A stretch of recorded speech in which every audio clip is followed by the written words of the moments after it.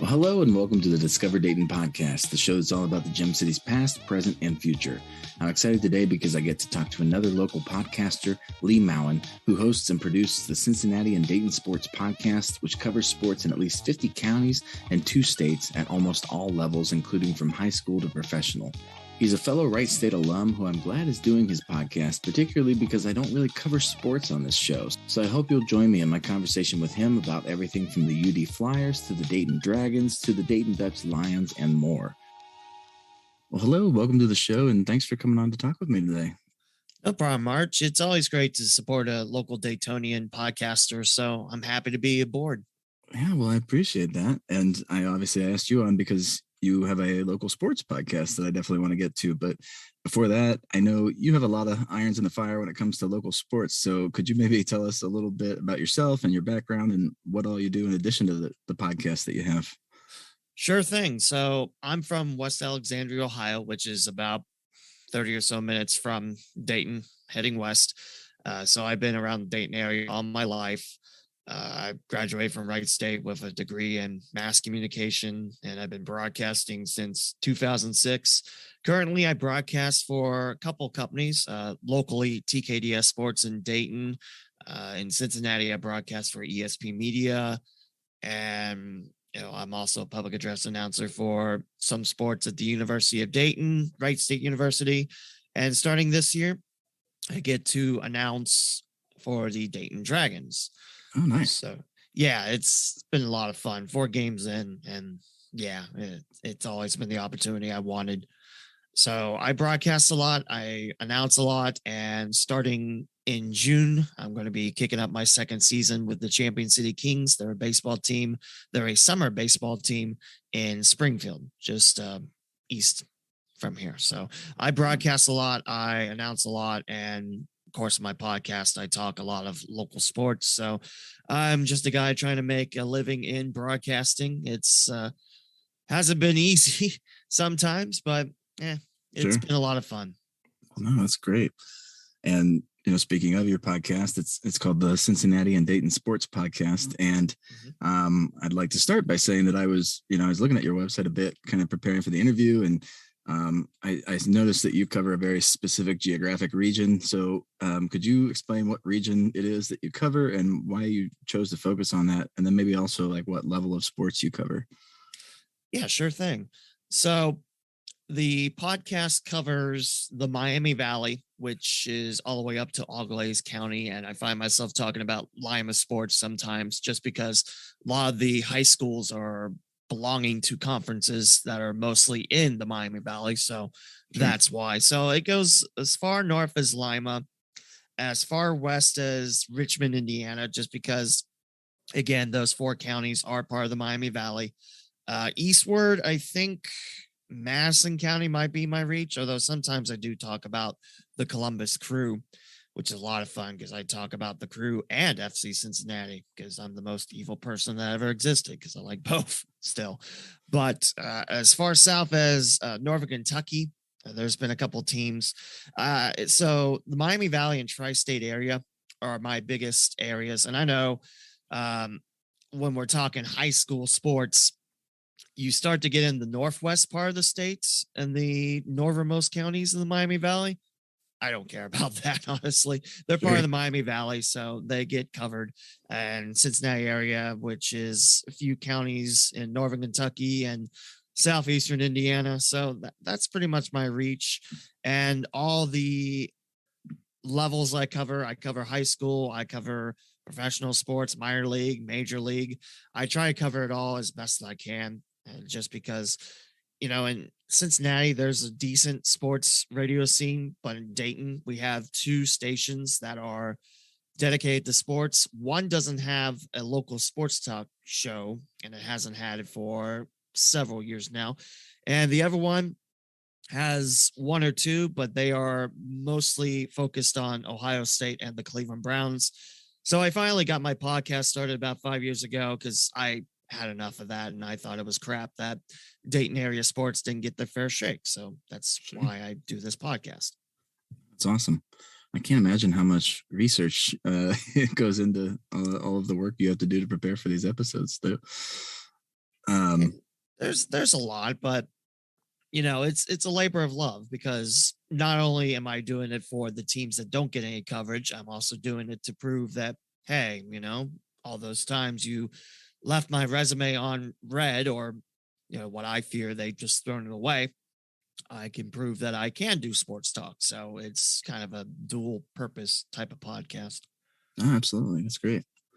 Well, and I was also looking at your website, and I didn't realize this, but there are quite a few colleges that would be in that area that you cover. And I think I counted like around 17 or something. So what are some of the local colleges that you do cover? So for starters, I do cover all 6 D1 teams in the area, which would be my alma mater, Wright State, University of Dayton, Miami University, University of Cincinnati, Xavier, and Northern Kentucky. I do cover those D1 schools quite a bit. And then afterwards, I do talk about D2 and D3. I mean, we got Cedarville and Central State just around the Cedarville and Xenia area. And there's Division III teams I talk about: Wilmington College, Wittenberg and Springfield, Earlham, Mount St. Joseph in Cincinnati, and Thomas More, soon to be a D2 outfit, which is also in Northern Kentucky. I also talk about NAIA when I can, Wilberforce, and I and community colleges are also in the mix. We did talk about Sinclair before their athletic program got shut down, which is a real shame. And Edison State in Piqua, Clark State in Springfield. I mean, if they play sports, and even the branch campuses of Wright State, which has the Lake campus in Salina, the branch campuses of Miami and Middletown and Hamilton, they field athletic teams. Pretty much, if they play sports and they're in the designated area that I talk about, I do try to talk about them. A little disappointed myself this year because I didn't get a chance to talk about college basketball. There was a lot of great things to talk about, but I could never get to it. And then we're staring at June coming up in 2 weeks. So I lost that chance. But when I do talk about college sports, those are the schools I focus on the most. Well, and I'm wondering too, do you enjoy covering all sports at all levels equally, or do you have a favorite sport, or, high school, college versus pro, or that you enjoy covering? Or Arch, there isn't a sport that I don't like. If I didn't like it, I wouldn't cover it. But nice. No, honestly, when I cover sports, it's another day of work. And it's another day being lucky enough to, make a decent living off it. I love what I do. I love, the area, and I love seeing the local athletes succeed. So I don't really care where I'm at. I'm just happy to be there at any given time. If I broadcast, if I announce, if, I'm just there, which honestly, I haven't been to a game where I haven't worked. So I love what I do, and I love the teams that I cover and the people that I work with. So yeah, absolutely. I don't have a favorite. I just, I enjoy working. That's awesome. Well, did you play anything in high school or college, or even today, I guess? 1 year of track, and I wasn't very good because of my asthma. But gotcha. No, what's weird is I didn't really become a sports fan until the mid 2000s. It's not something my parents, had on the TV a lot. So it was nothing that I really caught until mid 2000s when I started watching it on my own and started getting the baseball, then football, and then all the sports, kind of fell together. And then once I stepped foot on the campus of Wright State, that's when, I decided, hey, I always wanted to be a broadcaster, thanks to Jim Baldridge on WHIO TV. So why not try this broadcasting thing? And literally the first day I went into the radio station, and, I trained, and the rest is history. Very cool. Yeah. Well, the closest place with a sports team to my house, I think, is UD. And I'll be completely honest, I'm not a huge sports guy, although I have been to a Sox game with my brother. I visited him recently in Chicago. And so I went with him last week, and then actually I'm going with some friends tonight to a Dragons game. So, but I don't really cover sports all that much in my podcast because that's more games than I go to usually in a year. So I'm glad your podcast is around so people can find out about Dayton sports on a podcast. But I do kind of like watching March Madness every year. So I'm wondering what you thought about UD not getting into the NCAA tournament this year and what you think their prospects are for the next season. It's tough knowing that if the Flyers didn't lose to Richmond, then Richmond didn't upset Davidson for the A-10 title, they're in. If the Flyers still lose to Richmond, but Richmond lost in the title game, they're still in. So, yeah, that's tough. But when you look at the Flyers team, how incredibly young they are, one of the youngest teams in America, not in Dayton, not in Ohio, not, in the Midwest, in the entire United States. The youngest team was at UD. And sure, some of the losses in the regular season don't help, like another loss at LaSalle. What's that about? But at the same time, the prospects should be bright. I mean, this team, the majority of them have stuck together. So another year gelling. And I think that Flyers team will make a lot of noise in the Atlantic 10 and make their way to March Madness for 2023. Of course, it was sad not being able to see the Flyers in the tournament, but can I also say for Wright State winning at UD Arena for their first ever D1 NCAA tournament win, which I know they won in some of the smaller tournaments like the CBI and CIT, I think. But not only getting your first D1 big dance win, but doing it at University of Dayton Arena, that was huge, especially since Wright State's history at UD Arena before the Nutter Center was open or the physical education building was open. I mean, Wright State did well. So, yeah, I know you asked plainly on UD, but, I have to throw in my alma mater as well, just because, hey, my podcast, we talk about both of them. And yes, I love to see Wright State and Dayton play, but you know what? We still have basketball, even if they don't. So that's kind of my whole take.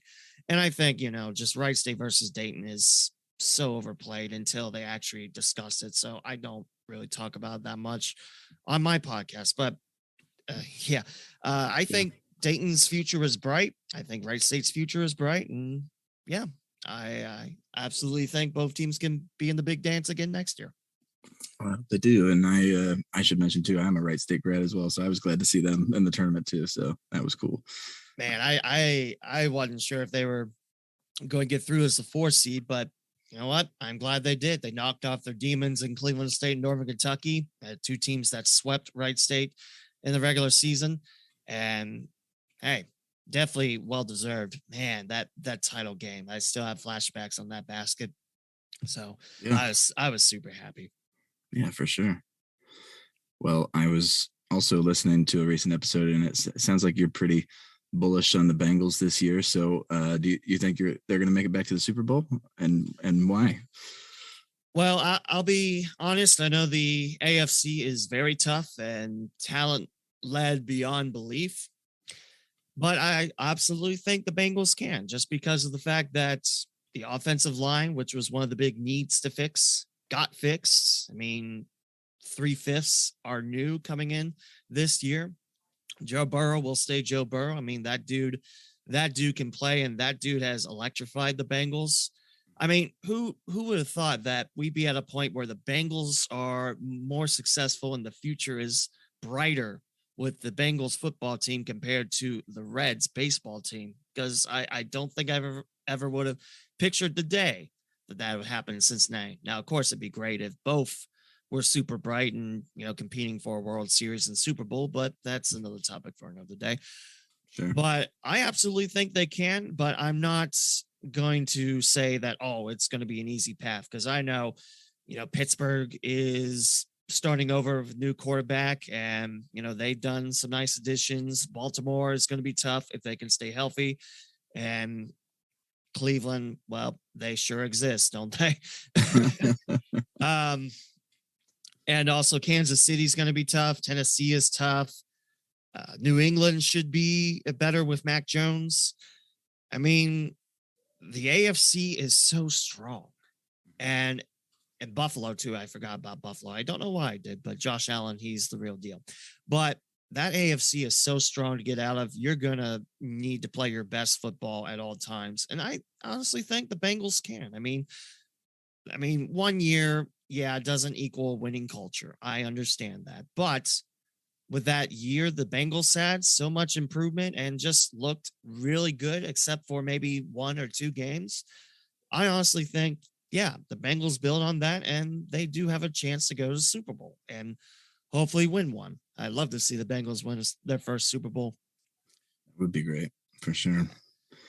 Well, you mentioned the Cincinnati Reds. Are they going to get any better this season? Or well, they're 7-3 in their last 10 games. And for the first time ever, they swept Cleveland on the road. I mean, sure, it's a 2-game series, but hey, you know, when Interleague started in 1997 and you've never swept Cleveland up to this point, I mean, I think Luis Castillo's injury, I mean, that did keep some of the mojo away.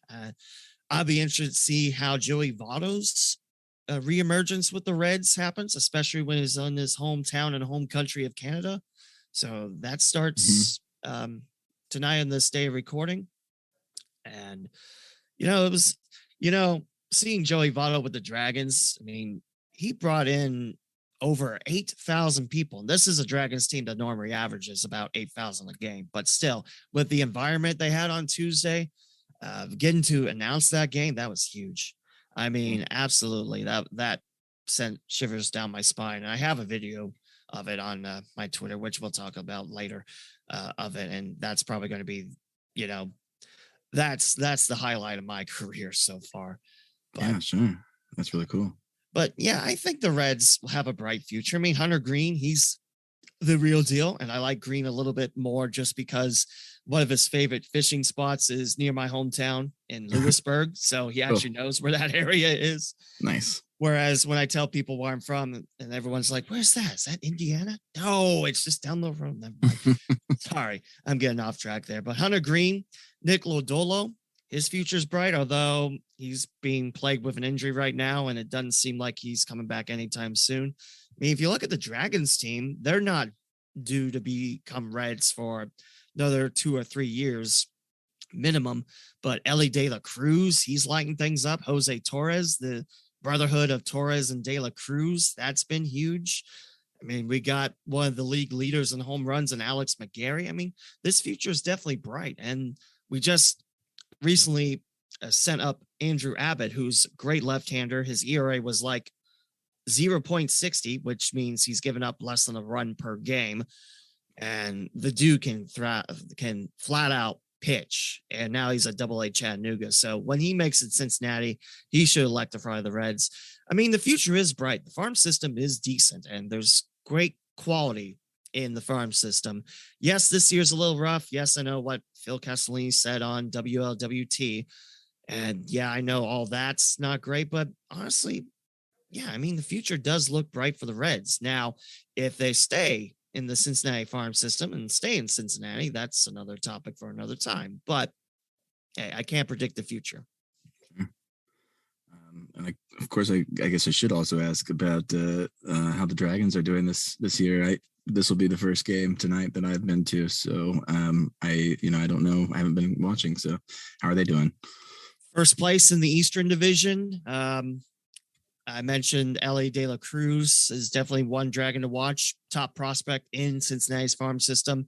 As of late, they have won 4 of the last 8, and at Lansing, it's the first series where they didn't win the series, although they didn't lose. So they haven't lost the series all year, and the season started April the 8th. So I honestly think this Dragons team has a shot to make the playoffs. Now, hopefully the Midwest League goes back before COVID and playoffs where, you know, first half winners and second place teams get in the playoffs. And then you got a second half, and then first and second of that half gets in the playoffs. Whereas last year, your 2 best records got in, and Dayton was, I forget how many games out. I think a game out, and they were eliminated on the second to last day of the season.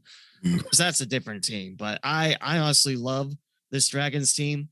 They're, you know, the offense is explosive. The starting pitching is solid. Bullpen has been decent, although on Tuesday it kind of collapsed and gave up 7 runs in the last 2 innings, but I'll chalk that up to being a fluke. And Quad City's Kansas City Royals affiliate now is decent, although they're kind of towards the bottom of the table, but but honestly, I mean, this Dragons team is good. And also what I like about the Dragons is they do tend to cater to experiences away from the Diamonds. So if you're a baseball fan coming in, you got a team to root for. If you're not, you got an experience to root for. So you'll have a fun time, and hopefully we don't have another rain out. I mean, Wednesday's game got rained out, so we had a doubleheader Thursday, and we played the first game, and Dayton walked it off. Alan Serta, which is another name to watch, by the way, he had a 2-run home run to tie it up in the 6th inning, and then the 8th inning, which would have been extras, he had the walk-off hit to score the last run. So Serta is starting to heat up, so definitely a name to watch out there too.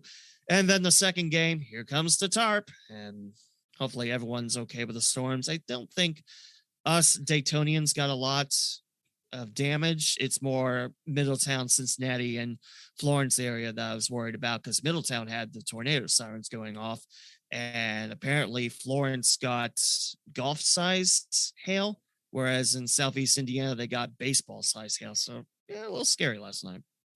Yeah. Well, so I was wondering too, are there any local sports teams here in Dayton that people may not know even exist around here?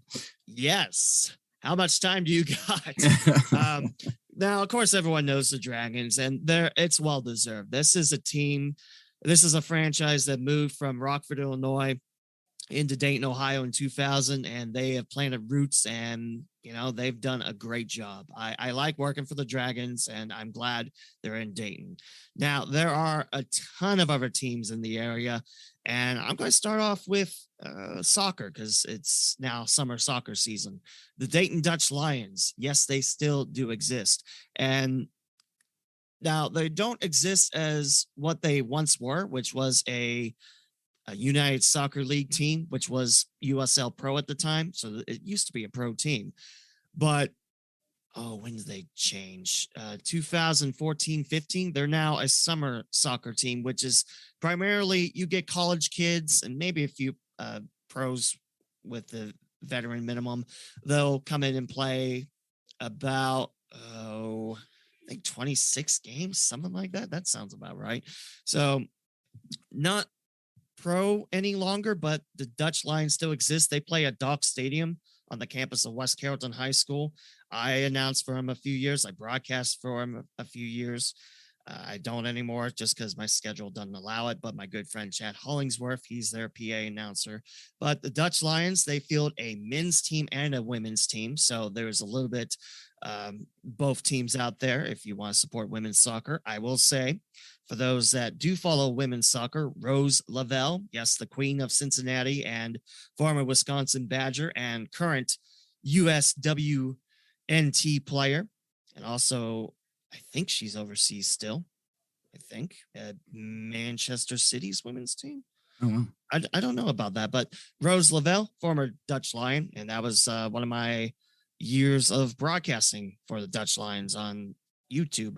And that was a lot of fun watching her grow, because, man, she can flat out play. And I hope Cincinnati gets a pro women's team soon, but enough about that. So Dutch Lions, definitely men's and women's team. That's one team or one squad, I'd say, go support. Again, Dock Stadium, West Carrollton. You also have FC Dayton, which I believe is just women's only right now, but that's based off a youth soccer group around Centerville. And I believe they play at Alumni Stadium on the campus of, well, actually, I was going to say Centerville High School. That's not correct. What is that? Magsig Middle School? It's not at the high school, but they just started this year, which I find very interesting. They're in the same league as the Dutch Lions. So can you imagine that fight? I mean, Centerville and West Carrollton aren't that far apart, but now you have two teams in the same league with other teams in Cincinnati, Columbus, and the local area. Can you imagine two in Dayton? That's impressive. So yeah, that is. I recommend going to see FC Dayton. Basketball wise, because this area craves college basketball and high school basketball, because the state finals are now at the University of Dayton for the next 3 years. There's the Dayton Flight out of the basketball league. Yes, that's what the league's called. But they've been around this is their third season now. And sometimes I broadcast for them on TKDS Sports. They're a good team to support. They bounced around to start the season, but they're back at Wilberforce University, just by Central State. And I like that they play at Wilberforce. However, it's a little tough to draw people away from Dayton because that is kind of a hike. Sure. But I do like the Flight, and there's also a competing team in Cincinnati called the Warriors. I know this is a Dayton podcast, but I cover Cincinnati Dayton. I bounce between Cincinnati Dayton so much, so sure. I apologize, Daytonians that don't want to hear about Cincinnati.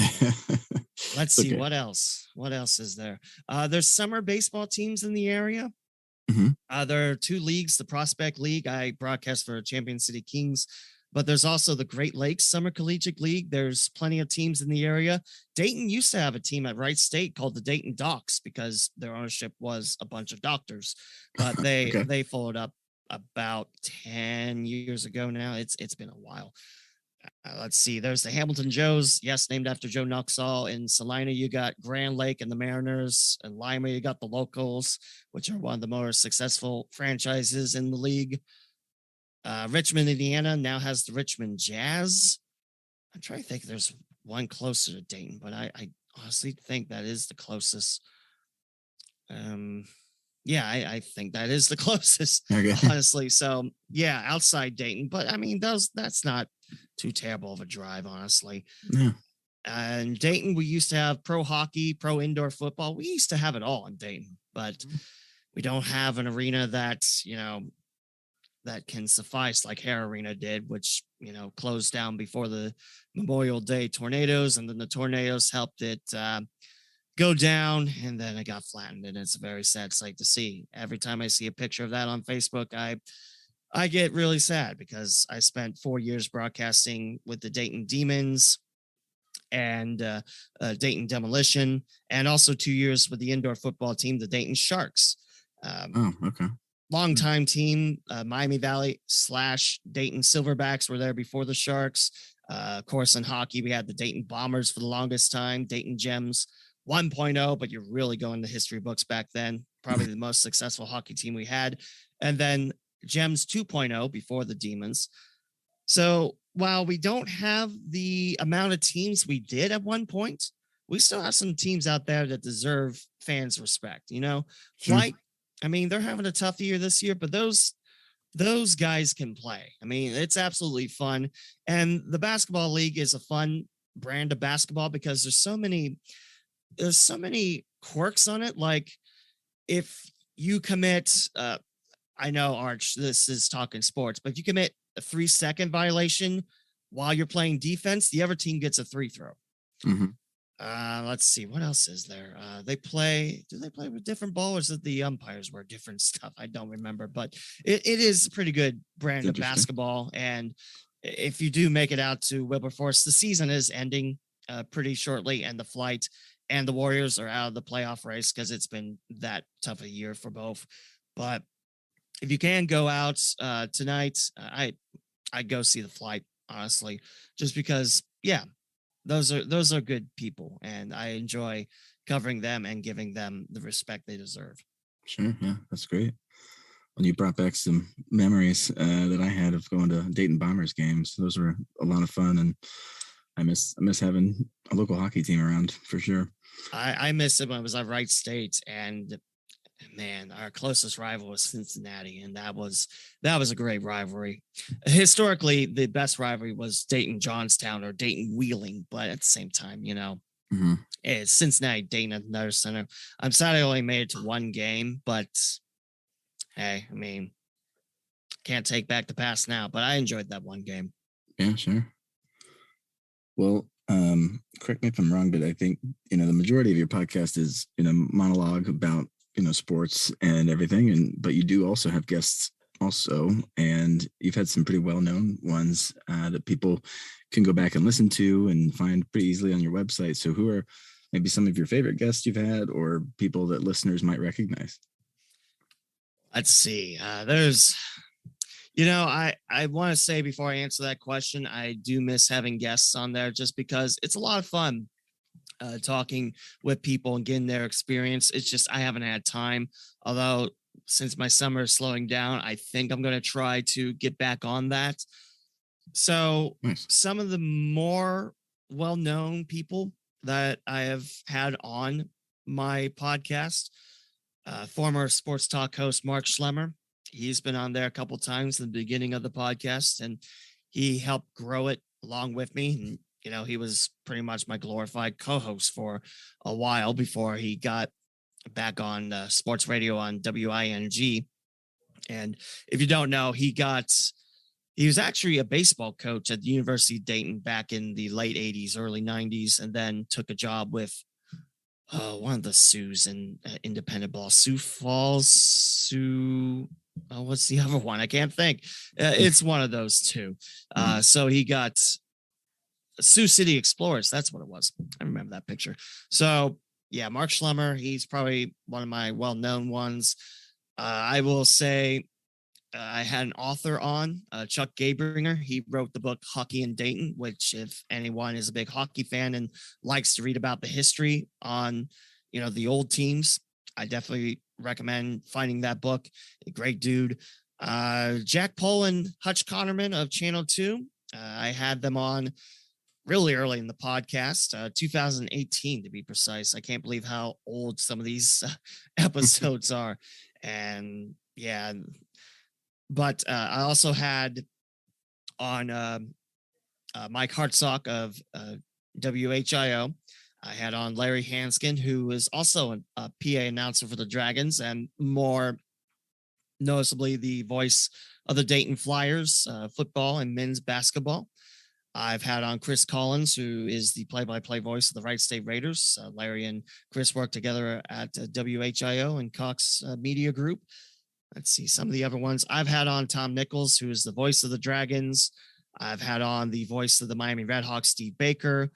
And I've had on Chick Ludwig. If there's any Bengals fans out there or Wright State fans out there, Chick Ludwig used to write for Dayton Daily News. Now he's a sports talk host on iHeart Media Cincinnati. He's a good dude. Also saw him just last week. He was a referee for a boys volleyball game, Centerville versus Wayne. So it was nice catching up with him.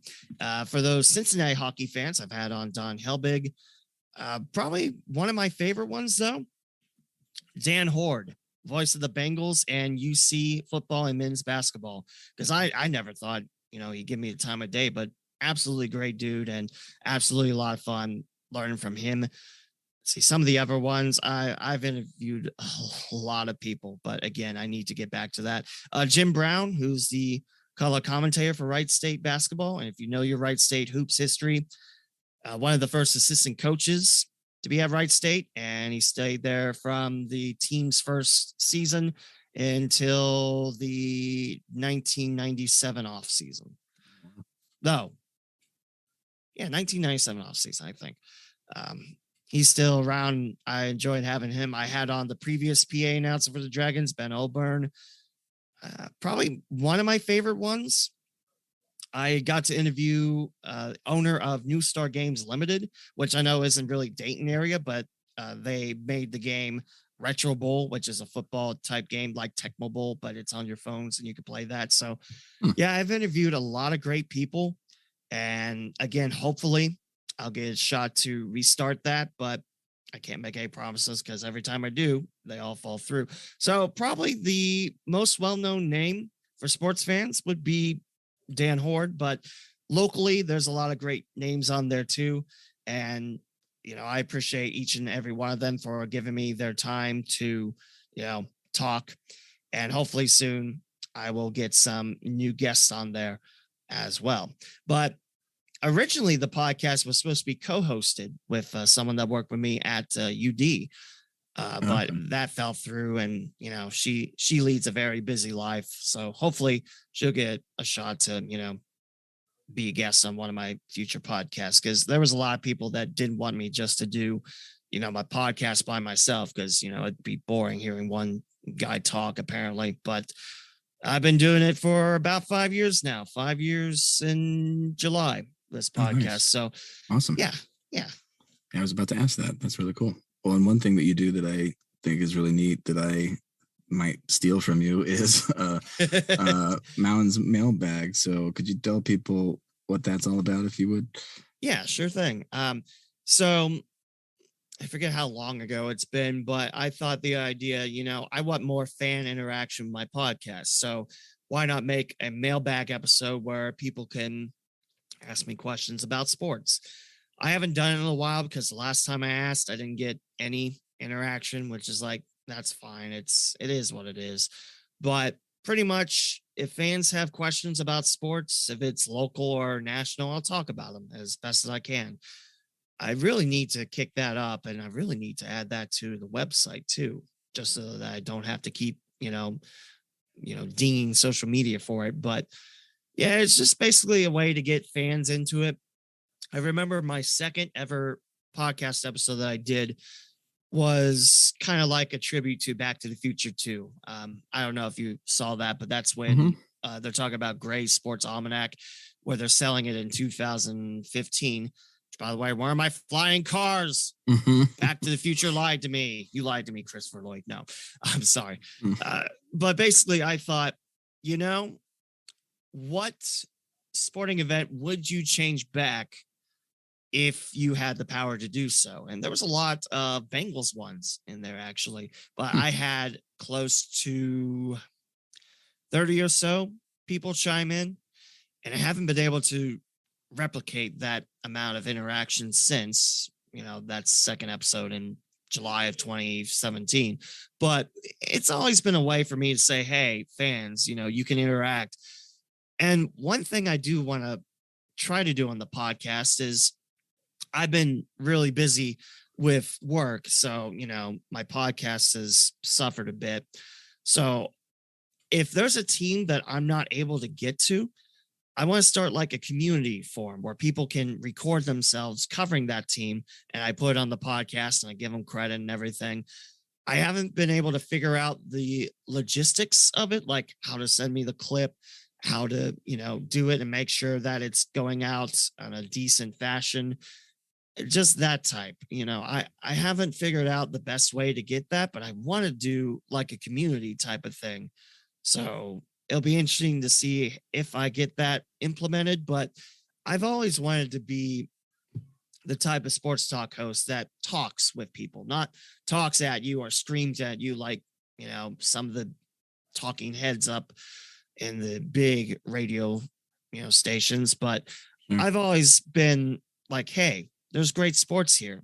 I want to talk to you about them so that, hey, maybe if you're interested, you'll go check them out. That's always the type of host that I strive to be. Not saying I'm the best at it, but that's, again, fan interaction. That's what I love about my podcast, and that's what helps me keep going with this. So it is basically a way for voices to be heard and not just me, type of thing.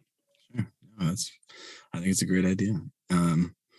Well, and another thing that people can get from both of us actually is merch. So what do you have available, and how can people get a hold of yours? So my merchandise isn't by any local company. It's off of Redbubble and TeePublic. So basically you can get your shirts and everything. And on Redbubble, you can get stickers, which I should start giving those out again, but I haven't had time. I'm sorry. But there's a lot of cool things on these merchandise shops that people can get. T-shirts and clothing are some of the bigger things. I mentioned stickers. I have all three logos as stickers. One is my gear wheel, which I mentioned Chad Hollingsworth earlier. He helped design the first legitimate podcast logo I had. The first one was kind of crap. It's like, look, I can Photoshop, and that's kind of it. But this one was a tribute to that. So I have my main logo. I have my alternative logo, which is based off the old City of Miamisburg logo. Why? Because I could, and also I have a really close connection with Miamisburg. Not that I went to high school there, but my dad worked at the Mound until its closure, and now he's retired from there. So Miamisburg's always got a special place. I got the alternative logo on there, and I got the logo in the state of Ohio because, for me, I love Southwest Ohio, but I'm tired of hearing that the only sport in town is Ohio State. So again, that's why I started this podcast. So I got stickers, I got phone cases, I think I have clocks on Redbubble. Oh, nice. And it's a lot of weird stuff. So it's nothing local. I mean, I've always wanted to reach out to someone like, hey, I like to sell some merchandise and get my logo out there so that people can, support it and stuff. But I haven't been able to figure out or reach out to anyone about that. So I don't know if that'll ever be a thing or not. But yeah, I got Redbubble and TeePublic shops. People can get it off my website and find it from there. So Redbubble and TeePublic, and basically it's closed, but there's a few other things in there too, like when the COVID pandemic was at its highest, we had masks up there. There's a little bit of everything. So if you're looking for something that'll help me, because I do get a little chunk of the sales back to me, there's the TeePublic shop and Redbubble. I don't think I do, but there's stickers and everything too. So yeah, those are my two shops. Very cool. Well, and speaking of your website, where all could people find your podcast? And maybe could you mention like how often episodes come out and where you're at on the web, including social media? Sure thing. So my podcast website is cindaypod.com. That's CINDAYPOD.com. And from there, there's links to learn more about this podcast. I didn't share today. Although really, what is there to share? I talk about sports and the surrounding area. That's pretty much it. There's nothing else fancy about that. You can listen to all the episodes. There are links to listen to it on other platforms like Apple Podcasts, Google Podcasts, TuneIn, Spotify, Pandora, and stuff like that. How many links do I have? Let's find out right now. No, let's not. But there's a ton. There's close to 50. I think 50 ways to listen to this podcast. So, have fun with that. And also you can listen to it on the website.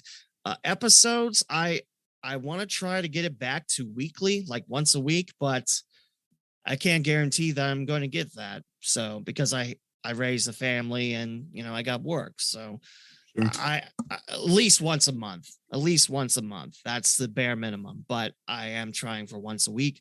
I should also mention, this podcast is also on WWSU 106.9 on Mondays at 3. So when I have new episodes, they'll air there. And I want to thank Shane Neal and Parker Testa for allowing me to kind of come back to WWSU, because that's where I got my start in broadcasting and, play my podcast there. So I appreciate those two for that.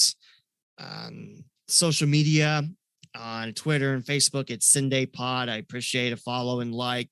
And myself, I got my own website, theleewmowen.com. You can see all what I do for my career. I'm a few games away from calling my 1500 game. Wow. And I think I'm close to 600 games as a PA announcer, I think. You think I know my numbers a little better, but I don't. It's on the website, though, I promise. It's got my career stuff and everything on it. Social media, I'm most active on Twitter at the Lee W. Mowen, TheLeewmowen, Facebook, TikTok, Instagram, and YouTube as well. I'll put up my podcast episodes there. And I think that's all the stuff you can reach me at. I mean, yeah, you can probably catch me at a game around Cincinnati and Dayton. So that's me. So thank you for having me on, Arch. It's been a lot of fun. Well, thank you for coming on, and I really appreciate it. And I'm really glad that you've, got this podcast, especially since I don't really cover sports. So it's nice that someone does. So thanks so much for doing that. No problem. But I will say what is cool, though, wasn't your first episode with someone talking about sports like the Dayton Triangles? Well, this is true. Yeah. I do sports history, I guess, sometimes. I mean, I love sports history. I mean, yeah. I love the fact that one of the first NFL teams and one of the first NFL games happened in Dayton, Ohio. And that team that started it is now in Indianapolis. So that's not far away because it was Triangles, then the Baltimore Colts, now the Indianapolis Colts. So, I mean, people will say random things like, do wins matter for Dayton Dragons? Which, yes, they're a sports team. I know that it's minor league and everything, but yes, wins do matter because there's championships and everything.